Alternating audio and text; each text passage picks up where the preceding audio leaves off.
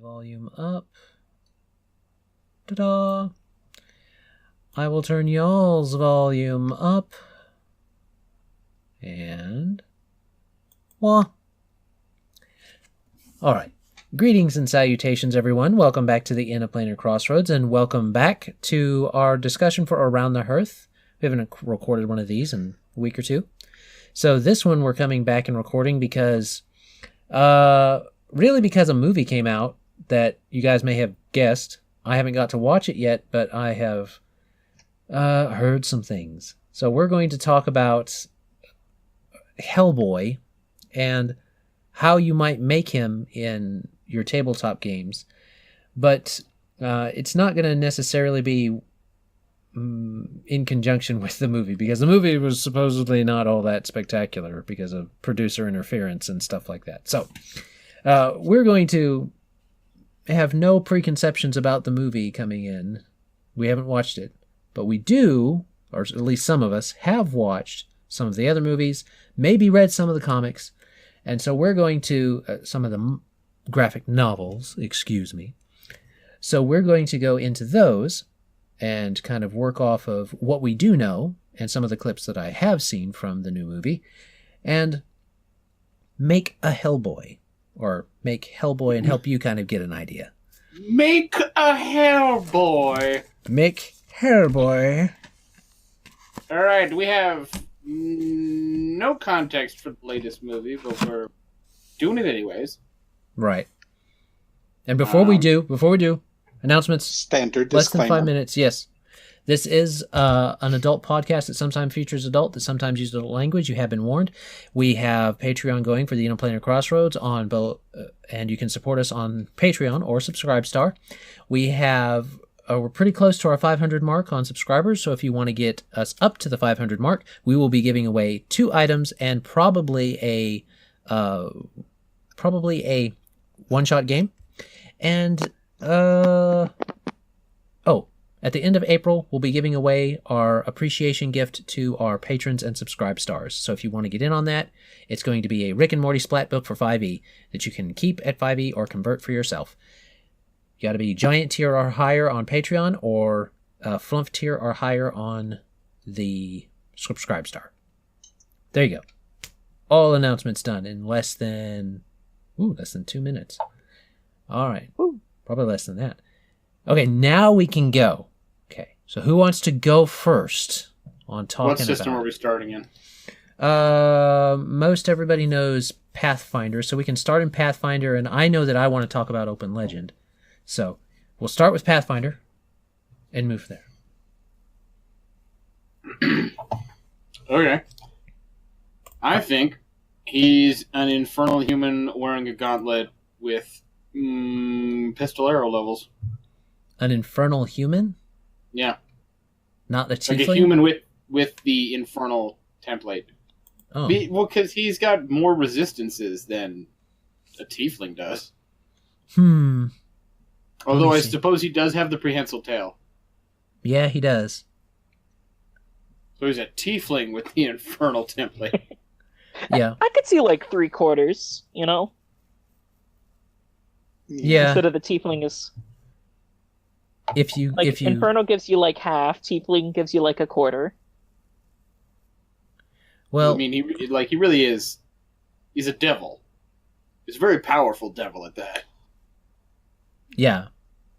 He's in the movies it's alluded to that he's the son of Satan himself. Mm-hmm. Or whatever they call the Dark King. Right.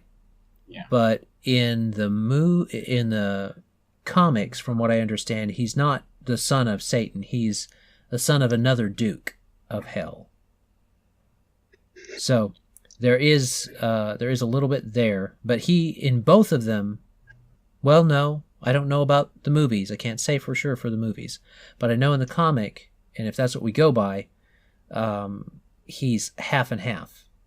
He was a witch was his mother, and a Duke of Hell was his father, or some high important person in Hell.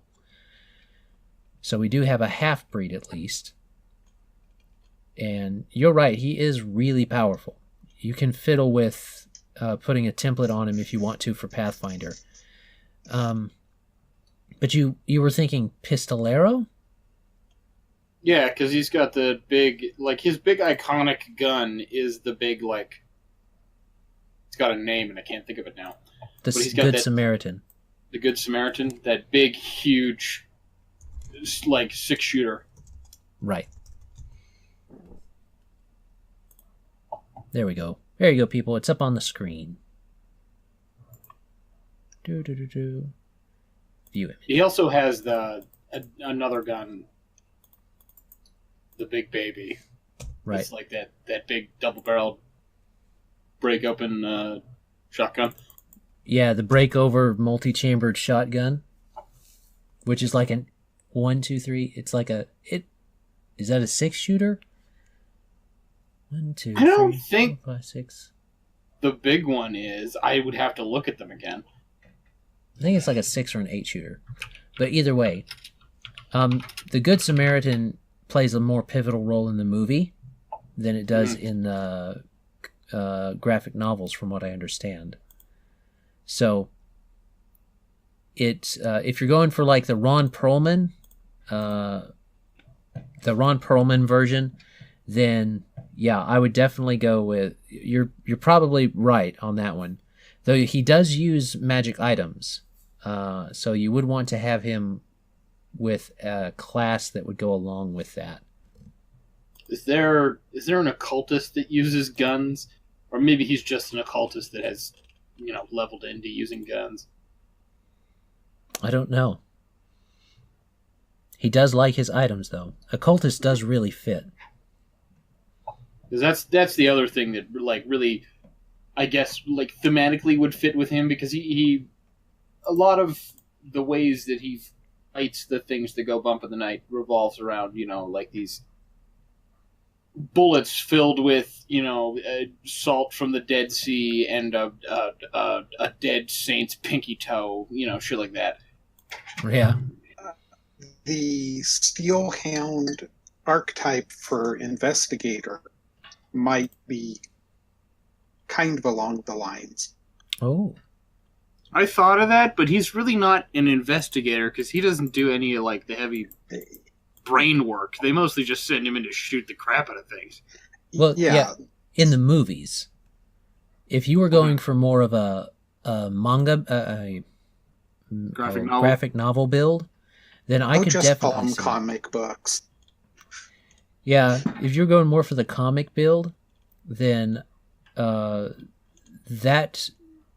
would probably be the better one. But if you're going for like the movie build, the Pistolero would probably work well with an occult. If you reflavored some of the occultist abilities to just work with his Samaritan. Mm-hmm. So let's see what archetypes we got for occultist. Oh, there they are. Planar harmonizer, esoteric initiate, geomancer, naturalist, occult historian, psychodermist, curator, silksworn, secret broker, sharir, ancestral aspirant. Now, battle host. Battle hosts are proficient with all simple and martial weapons and with all types of armor, including tower shields. It replaces his normal proficiencies. He can form a supernatural bond with a specific weapon, suit of armor, or shield. Does it specify what type of weapon? With a specific weapon. So I assume it would be something he's proficient with, but it doesn't specify that it necessarily has to be. That'd be really up to GM finagling. I guess if you invested the feat for gunslinger. Well, it is also if you were to move ahead in time a little bit. If you were in a setting where firearms would be considered a martial weapon, at least for him, then that would make sense to me. Right. And that is an arguable shift, because if you're going to go Hellboy, you may as well go into the 1930s and 40s and 20s and stuff like that. Might as well Because swing with that they setting. find him in, like, what is it, 1930, like, towards the end of the Second World War. Right. So, and he's, like, in the Guillermo del Toro films, he's, like, I think in his 40s. So it'd be, like, late 1970s, like 1980s. Mm-hmm. I think it's, like, set in the 90s or something. Mm-hmm. And in the movie, he ages slower than humans. Yeah. I don't think it specifically says I don't think he does in the comics. If you wanted to play a more old and grizzled with the work type Hellboy, you'd probably swing more towards the comic build. But if you're going for more of that smart talking, big gun, big pistol shooting type of game with this Hellboy, then it would definitely be. I could see going with the battle host in a more modern setting. It's word. What? I'm just looking at the wiki article for the Good Samaritan. The Samaritan is an oversized 22mm 4-round revolver. It fires custom-made bullets with adequate power to easily penetrate virtually any material. The gun itself has unearthly resistance to almost all forms of attack and includes grips carved from fragments of the True Cross. The metal of the gun is forged from a combination of Irish church bells, cold iron from crucifixes, blessed silver, and other mystic metals. Golly. It's like, overkill much? Woo! Mm-hmm. That's like, man.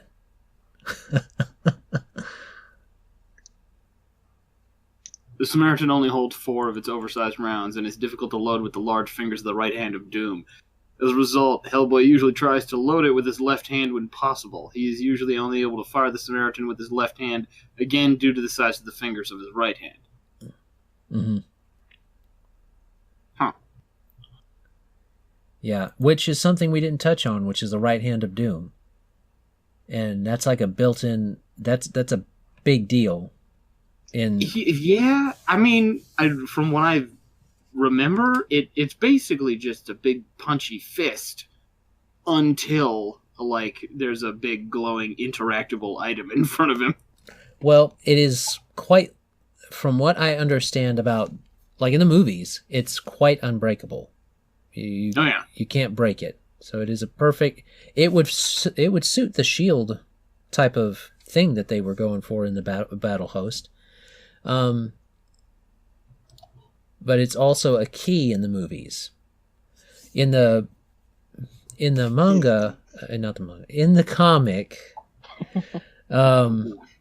it's a lot more important at the front and not as much by the end.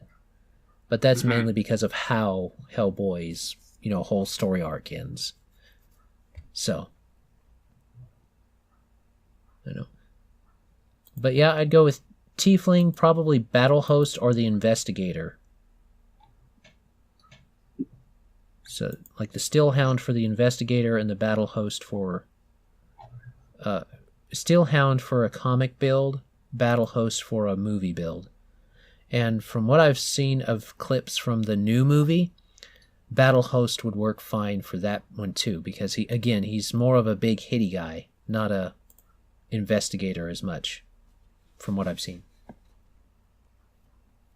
Because they show him doing research in some of the animated blah blah blah blah blah blah blah. Some of the animated movie show stuff as well, but they play it off more so as just like he knows it. He just prefers to punch the crap out of things. Yeah. In the comics, that comes off more along the lines of he knows it, he's done it for years, decades, and he knows by now that you could talk to him, but you ain't going to change their mind type thing, so he usually just ends up hitting them and beating them up. Not necessarily because he doesn't know, but because it just won't do any good. Mm-hmm. What about you guys, Jason and Levi? You got any input as far as themes we're going for here? At least for Pathfinder? I mean, improved unarmed strike seems pretty important. Yeah, with the rule set for Pathfinder. Mm. Yeah, for getting that, you need something for that fist. And with the other classes we're going, you can't do, like... So it wouldn't fit with a lot of the other, but, like, if you had, like, War Priest sort of thing on the fist, that would fit flavor-wise, but we're probably thinking too many levels into other things for that to be a real feasible plan. Because, it's a strong fist that does a lot of damage, and it seems to be because it's infernally inspired, so that fits with that War Priest mechanic. But I don't know how well that fits in with the rest of what we're going for. Yeah. For me, the biggest thing I can see is more role play into it, which is major daddy issues. It's a fair point. Yeah, there are substantial daddy issues for a portion of the comic, and definitely in the show. But he did have that whole surrogate father thing that makes a big difference in his life, even in the comics. Well, especially in the comics. Professor Broom, so... Yeah. That nature and nurture thing come in for him. Looking at the variants for tieflings, if your DM allows variants, if you're wanting to optimize for class, you would probably want something with an int boost, because both of the classes function on intelligence. However, let me see. Where's the hell spawn at? There it is, devil. The devil spawn does not give an intelligence boost, but it gives 2 to con and 2 to wisdom, which seem to fit pretty well with Hellboy. And the -2 to charisma is he doesn't have time to talk about it. He's kind of old. He's old. He doesn't much care to talk about it. Talk you through your problems. But you get there with the base tiefling as well. Yeah, the base tiefling is basically a devil spawn. So that's what I would do for that. As far as variant racial traits or alternate racial traits, the prehensile tail is going to take the place of your fiendish sorcery, which isn't a problem, because if you're going with the 19-something settings, fiendish sorcery wouldn't necessarily work for him anyway. You might look at scaled skin to improve energy resistance to fire, because he's basically immune to fire. Yeah, he's entirely fireproof. So I would probably go with that and build into that, because there are feats that let you build into that. And it gives him a +1 natural armor bonus to his AC. So. Which is always nice. He wouldn't have energy, he wouldn't have electricity or fire or cold resistance mechanically, but you might talk to your DM to do some thematic stuff, which is going to be necessary for this type of thing. And you can probably permanency those spells. If you wanted to drop the prehensile tail and focus more on that right fist of doom, I suggest Maw or Claw. With Claw, of course, being what you would put into, because that allows you to have your natural attacks actually do something, and then it becomes something that you can actually work with and build on without having to take a feat. So that's that. Okay, any other suggestions before we shift over systems? There is a race. Oh. I'm trying to remember what it is. That has been they've been exposed to proteans in the Pathfinder, system, so they have alternate limbs. So they have, I want to say it begins with the G, or either that or most of them are from Garoon. I remember reading about them in Wayfind. Yeah, I remember magazines. something about that.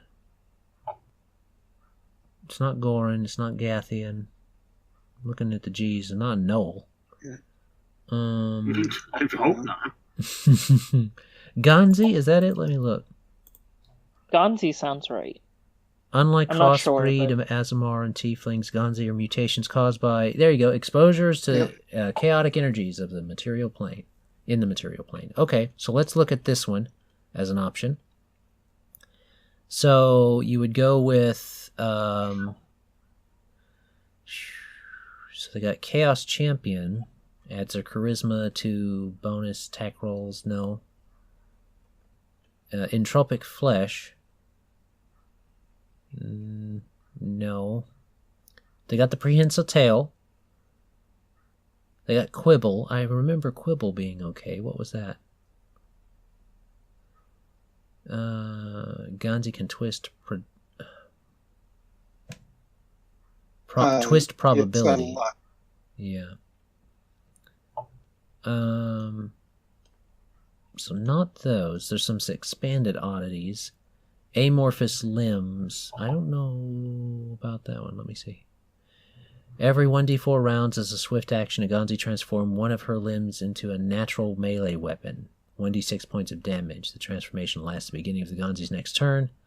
Natural weapon can be lethal, non-lethal. Okay. I mean, that's possible. It's not permanent, though.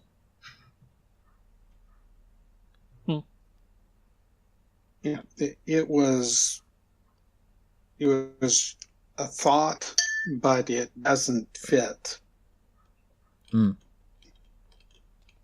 It to me was kind of a race that might be able to mimic the physical attributes like we saw them in the movie. But unfortunately, it doesn't seem to be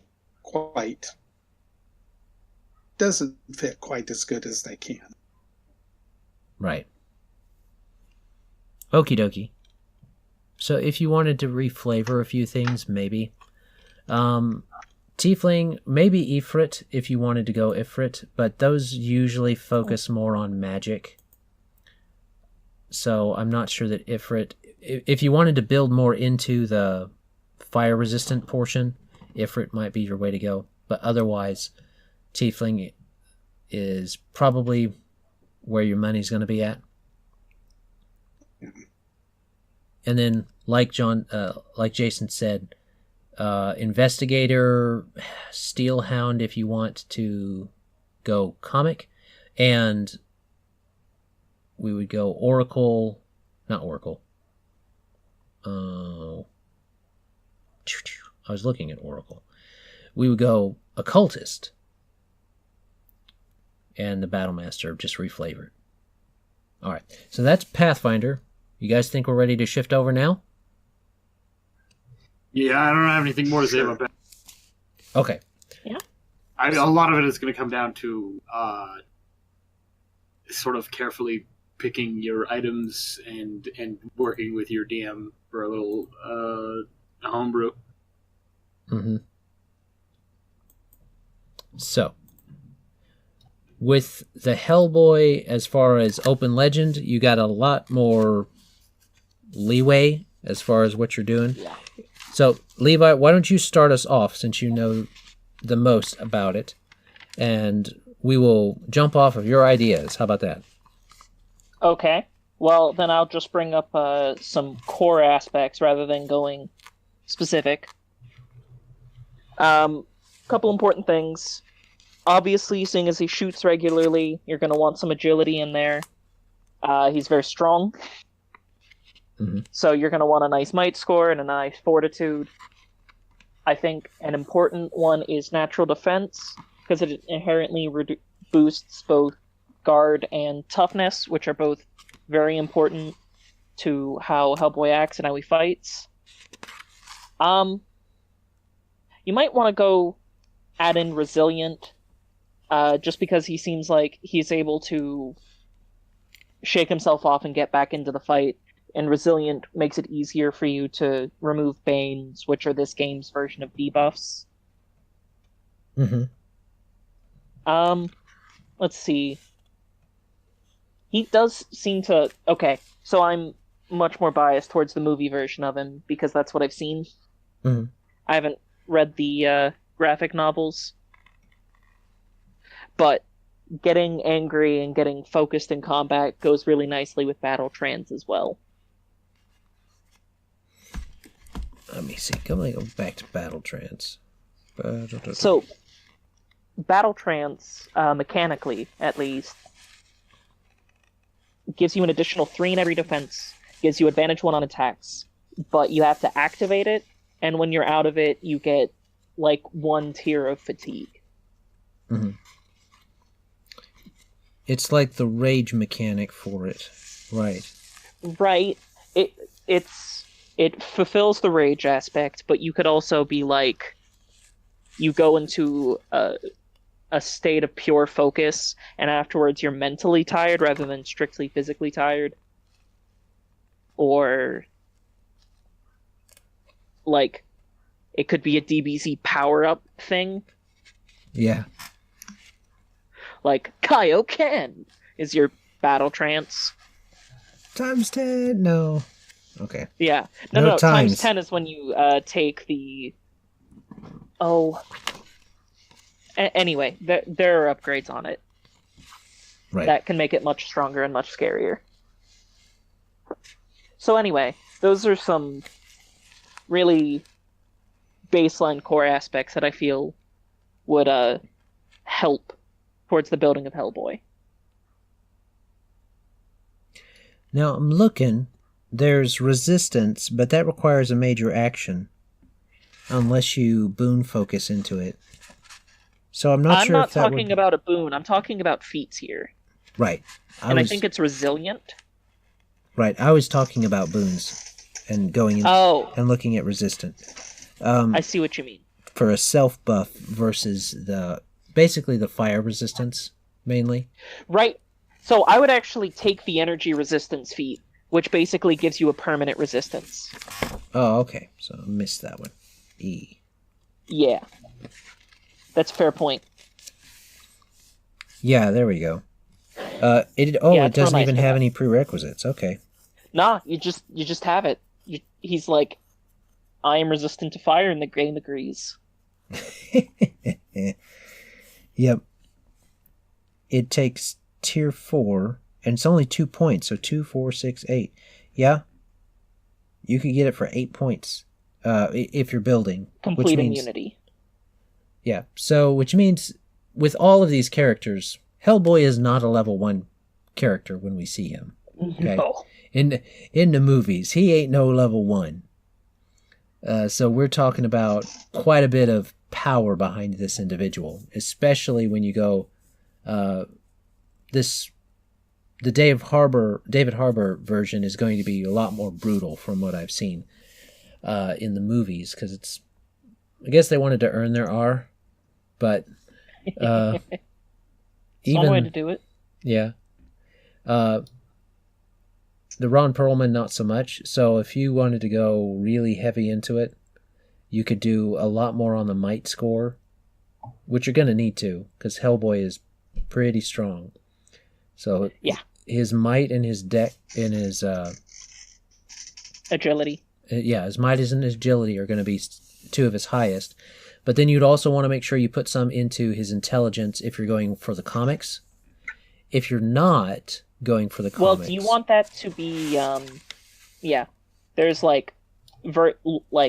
do you want it to be more on the logic side or more on the knowledge side? He could probably have a little bit of both. I would say that his learning is a bit more than necessarily his logic, because he knows things, but at least in the comics, he doesn't always work them out totally, but he can. Okay.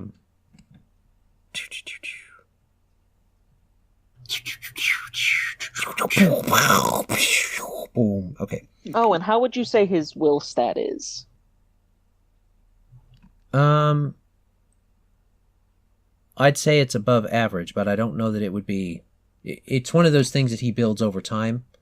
At least for the comic, from what I've understood. I have not fully read the comic, but at least from the graphic novels, he's able to resist quite a few things. But there are times. Very specific knowledge. Yeah. That's true. If you want to make it very specific knowledge, you can take the knowledge feat instead. Which gives you a specific area of expertise. He knows all about fighting demons and monsters and all that garbage. And Baba Yaga, once he did that. But, like, I don't think Hellboy has ever filed his taxes before. Yeah. That is fair. At least not that Hellboy. Not the movie Hellboy. Because the movie's different in the way the world treats Hellboy. In the graphic novels, people know he exists. He's not a secret. In the movies, he's a secret. I don't think he's a secret in the new movie. But I could be wrong. I don't know. That could be a thing where he's not a secret anymore. It would make sense. Because I think it's like 1940 something. He's given. The UN says that he gives him honorary humanity or something like that. In the graphic novel. That feels really condescending. Yeah. They basically say, dude, we're going to treat you like we treat everybody else type thing. But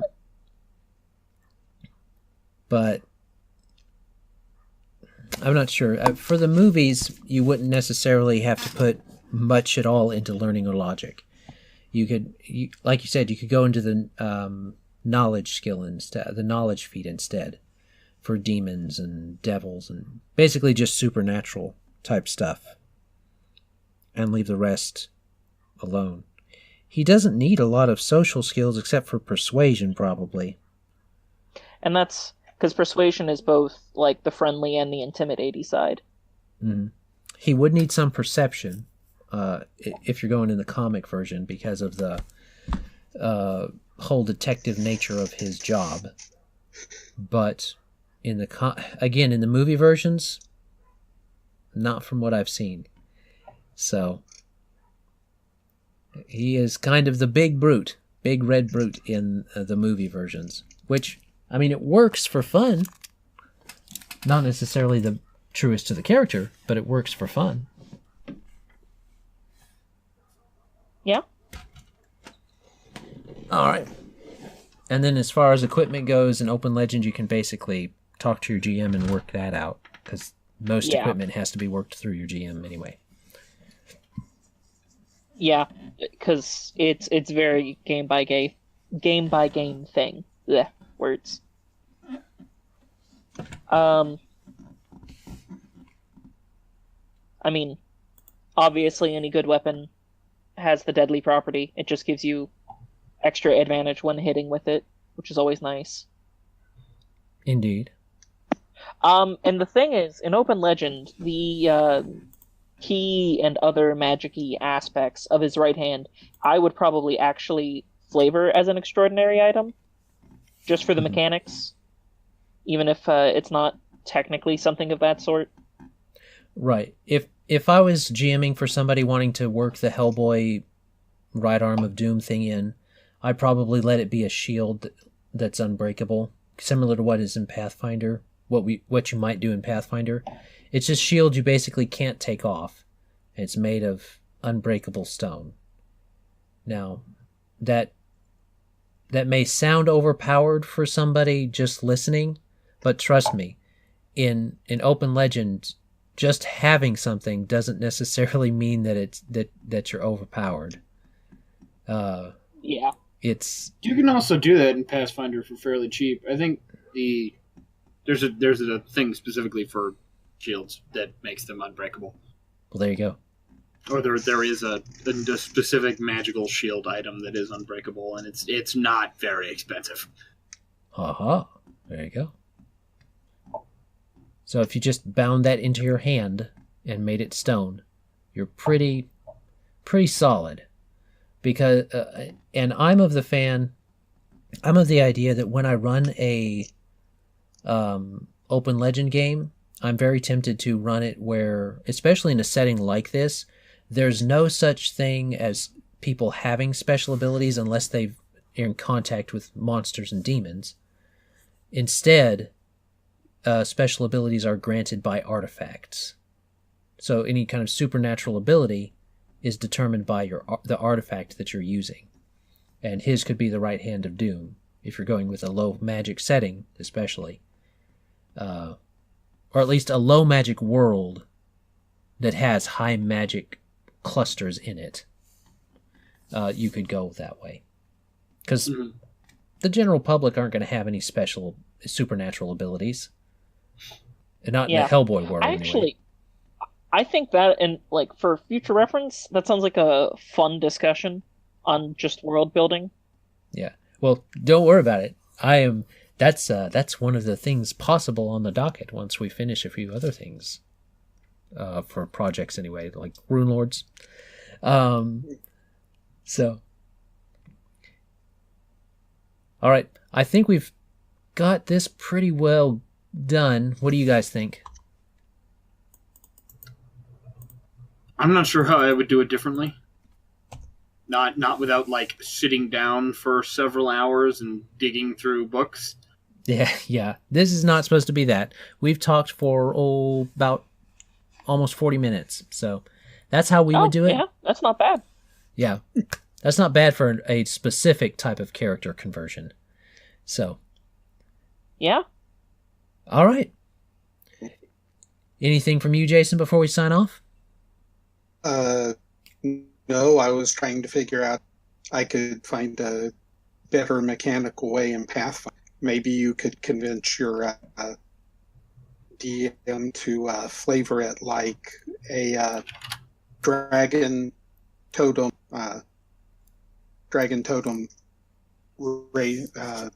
barbarian. Sorry, unchained barbarian. That's interesting for a movie version conversion. Conversion. Yeah, I could see that. Because you go red dragon, get the fire resistance up to immunity. Yeah. Especially if you're wanting to run a more fantasy-esque one. Yeah. Yes. Cool. That's about all I got. All right. Any last words on this subject from you, Kane, or you, Levi? No, I'm good. I am also good. Okay. Well, travelers and viewers and all of those individuals out there in internet land, thank you for stopping by. Do remember that all of this content that you see, hear, and get to enjoy on the Planar Crossroads is brought to you by patrons and viewers like you. Thank you. Have a great day. God bless. Goodbye. Bye. Bye. Am I the only one that still waves at the camera?